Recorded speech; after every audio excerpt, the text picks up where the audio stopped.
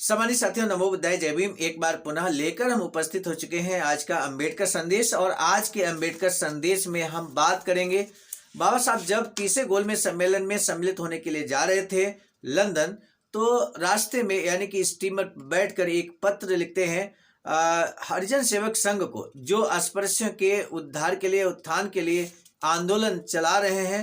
तो उसकी वास्तविकता क्या है, उस संबंध में बाबा साहब ये सुझाव देते हैं कि अगर वास्तव में आप चाहते हैं कि अस्पृश्यों का उद्धार हो, उनका उत्थान हो, संपूर्ण समग्र समाज का उत्थान हो अस्पृश्यों का, तो ऐसे में क्या कुछ किया जाना चाहिए, हरिजन सेवक संघ को कौन सी कार्य योजना अपनानी चाहिए, इस संबंध में हालांकि वो सीधी बात करना चाहते थे, लेकिन तीसरे गोलमेज सम्मेलन में जब बुलावा आ जाता है लंदन से, तो बाबा साहब लंदन रवाना हो जाते हैं।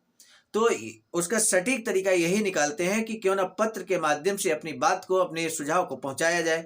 और उस समय बाबा साहब स्वयं हरिजन सेवक संघ के एक तरह से कार्यकारिणी के सदस्य थे।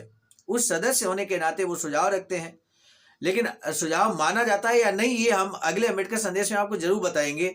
और आगे चलकर बाबा साहब हरिजन सेवक संघ से इस्तीफा भी दे देते हैं, हम आपको बता दें।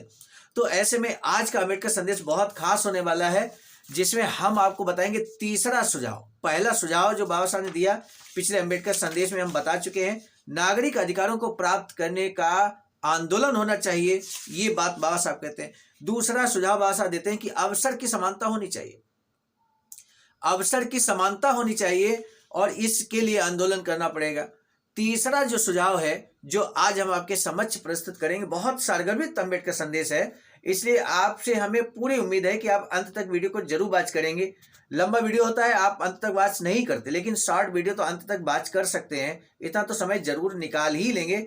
आज का अम्बेडकर संदेश हम आप तक पहुंचाने की कोशिश कर रहे हैं। बाबा डॉक्टर अम्बेडकर संपूर्ण वाङ्मय खंड 16 से पेज नंबर 148 से 149 तक। तीसरा सुझाव क्या है, आइए। बाबा साहब कहते हैं सामाजिक मेल जोल होना चाहिए। अगर सामाजिक मेल जोल नहीं होगा तो अस्पृश्यता कैसे खत्म होगी। तो इस संबंध में बाबा साहब कार्ययोजना प्रस्तुत करते हैं। वो कार्ययोजना क्या है जानना बहुत जरूरी है। तब बाबा साहब कहते हैं मैं कहना चाहता हूं कि हिंदुओं के मन में दलितों के प्रति जो द्वेष भाव की मनोवृत्ति घर कर गई है, उसे दूर किया जाए। यही उनके बीच अलगाव का मुख्य कारण है। मेरे विचार से सबसे अच्छा तरीका तो यही है कि दोनों में नजदीकी रिश्ता कायम किया जाए। दोनों वर्गों में आपसी मेल जोल से ही ऐसी भ्रमपूर्ण भावनाओं पर नियंत्रण पाया जा सकता है। मेरे विचार से सवर्ण हिंदुओं के घरों में दलितों को मेहमानों अथवा नौकरों के रूप में प्रवेश दिलाने से अधिक प्रभावकारी उपाय और कोई नहीं हो सकता। इस प्रकार का पारस्परिक मेल जोल उन दोनों वर्गों को नजदीक लाएगा और हमारी उस एकता का मार्ग प्रशस्त करेगा, जिसके लिए हम सभी प्रयत्नशील हैं। मुझे अफसोस है कि बहुत से सवर्ण हिंदू जो अपने को बड़ा उत्तरदायी होने का दिखावा करते हैं, इसके लिए तैयार नहीं होंगे। श्री गांधी के 10 दिनों के अनशन के समय जब भारतीय समाज कांप उठा था, तब बिले पाले और महाड़ में ऐसी कुछ बातें हुई जहां सवर्ण हिंदू नौकरों ने अपना काम छोड़ दिया, क्योंकि उनके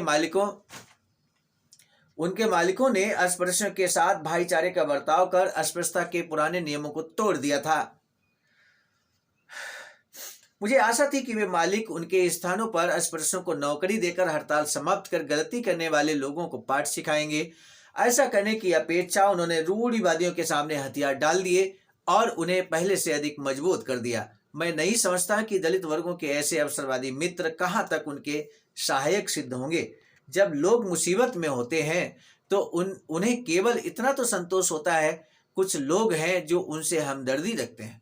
इसलिए मैं लीक से कह सकता हूं कि दलित वर्ग के लोग इन सवर्ण हिंदुओं को अपना हितैषी तब तक नहीं मानेंगे जब तक कि सिद्ध ना हो जाए कि वे अपने प्रियजनों की भांति अस्पृश्यों के लिए लड़ने को वैसे ही तैयार हैं जैसे कि उत्तर के गोरों ने अपने प्रियजनों के लिए लड़ाई लड़ी।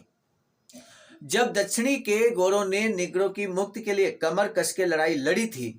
परंतु इस बात के साथ ये भी आवश्यक है कि लीग हिंदू जनता को अछूतों और सवर्ण हिंदुओं के बीच सामाजिक सहचर्य की भावना आवश्यकता समझाए, जैसा कि मैंने ऊपर स्पष्ट किया है। सम्मानित साथी, यहाँ पर ये रहा सामाजिक मेलजोल का तरीका जो बाबा साहब ने यहाँ हम सभी के समक्ष यहाँ रखा, हमने आप तक पहुँचाने की कोशिश की है। बाबा साहब डॉक्टर अम्बेडकर संपूर्ण वाङ्मय खंड 16 से कई साथी पूछते हैं कि अंबेडकर संदेश का उद्देश्य क्या है, तो बहुत स्पष्ट उद्देश्य है। हमारे पास समय अगर किताब पढ़ने का नहीं है, बाबा साहब डॉक्टर अंबेडकर संपूर्ण वाङ्मय पढ़ने का नहीं है, और यदि समय भी पढ़ने का है तो कई साथियों के पास बाबा साहब डॉक्टर अंबेडकर संपूर्ण वाङ्मय नहीं है जो खंड 1 से 40 तक है। बड़ी मुश्किल से मिल पाया था 2019 और 20 में, तो ऐसे में अब मार्केट में उपलब्ध नहीं है आसानी से। तो ऐसे में ये साहित्य जो बाबा साहब का है, जो भारत सरकार प्रकाशित करती है, समय समय पर इसका प्रकाशन किया जाता है, तो ये समाज तक, जन जन तक कैसे पहुंचे। यदि आपके पास पढ़ने का टाइम नहीं, लेकिन सुन सकते हैं आप, एक पंथ दो काज कर सकते हैं। खाना खाते समय आप अंबेडकर संदेश सुन सकते हैं, आप वॉकिंग करते समय सुन सकते हैं, लेकिन पढ़ नहीं सकते हैं। तो इस तरह से, यानी कि कहने का तात्पर्य है बाबा साहब का साहित्य जन जन तक पहुंचे, यही उद्देश्य तो अंबेडकर संदेश का है। आपके पास समय नहीं है किताब पढ़ने का, लेकिन आप सुन सकते हैं, आसानी से सुन सकते हैं और ग्रहण कर सकते हैं बाबा साहब की उन बातों को जो बातें बाबा साहब ने यहाँ पर बताई है। तो समाज साथी, यही मुख्य उद्देश्य है, समाज के अंदर जन जागरण पैदा हो। जन जागरण पैदा करने का सबसे बेहतरीन तरीका है बाबा साहब के किए गए संघर्ष और उनके साहित्य को जन जन तक पहुंचाना। इसमें आपका सहयोग अक्सर हम डिमांड करते रहते हैं कि आपका भी सहयोग अपेक्षित है। यानी कि आपका सहयोग क्या अपेक्षित है, आप इसी संदेश को जब लोगों तक पहुंचाएंगे, अपने व्हाट्सएप ग्रुप पर पहुंचाएंगे, अंबेडकर अनुयायियों तक पहुंचाएंगे, तो निश्चित तौर पर समाज जागरूक होगा। लगातार लोगों की संख्या जो बढ़ रही है, व्यूअर्स की संख्या बढ़ रही है, ये आप सभी के मेहनत का परिणाम है, आप सभी के त्याग और बलिदान का परिणाम है। आज का महत्वपूर्ण प्रश्न हम आपसे जान लेते हैं, हिंदू लोगों के मन में दलितों के प्रति क्या भाव है। दूसरा प्रश्न है, किसके बारे में कहते हैं कि दलित वर्गों के ऐसे अवसरवादी मित्र कहाँ तक उनके सहायक सिद्ध होंगे। तो ये यहाँ पर दो प्रश्न है, दोनों प्रश्नों के संदर्भ में आपको अपनी प्रतिक्रिया व्यक्त करनी है। इसी के साथ आज का अंबेडकर संदेश रोकने की दीजिए इजाजत। आप सभी को सादर नमो बुद्धाय, जय भीम। सामान्य साथियों, हम एक महत्वपूर्ण बात बताना उचित समझते हैं। बाबा साहब की अधूरी इच्छा के अनुरूप एक वैचारिकी सेंटर निर्माणाधीन है सारनाथ वाराणसी में, जहां पर 14,000 स्क्वायर फीट जमीन परचेज कर ली गई है ring road green city Faridpur Sarnath में। वैचारिकी सेंटर के प्रशासनिक ब्लॉक का निर्माण कार्य कंप्लीट हो चुका है। शानदार बेहतरीन प्रशासनिक ब्लॉक का निर्माण पूर्ण हो चुका है।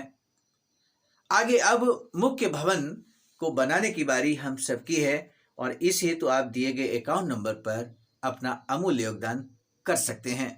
आज का अंबेडकर संदेश हम लेकर उपस्थित हुए थे मिशन नायक बुद्ध मित्र मुसाफिर सर, राष्ट्रीय अध्यक्ष आवाज का नई दिल्ली की प्रेरणा में, और साथ ही साथ संकलन कथाक्रम में परम आदरणीय विजय कुमार बौद्ध जी, प्रांतीय कोषाध्यक्ष आवाज का बिहार। प्रस्तुत कथाक्रम में मैं स्वयं सर्वजित आर्य, राष्ट्रीय मीडिया प्रभारी, IIT सेल आवाज का नई दिल्ली। मिलेंगे नए डॉक्टर अम्बेडकर संदेश में, तब तक दीजिए इजाजत। आप सभी को सादर नमो बुद्धाय, जय भीम। सामान्य साथियों, यदि आप हमारे इस चैनल आवाज का ऑफिशियल, जिस पर नियमित सुबह 5 बजे डॉक्टर अम्बेडकर संदेश आपको मिलता है, आप हमारे इस चैनल को सपोर्ट करना चाहते हैं, तो हमारा आपसे निवेदन है कि आप हमारे इस चैनल को सब्सक्राइब कर लें, वीडियो को शेयर, लाइक, कमेंट जरूर करें।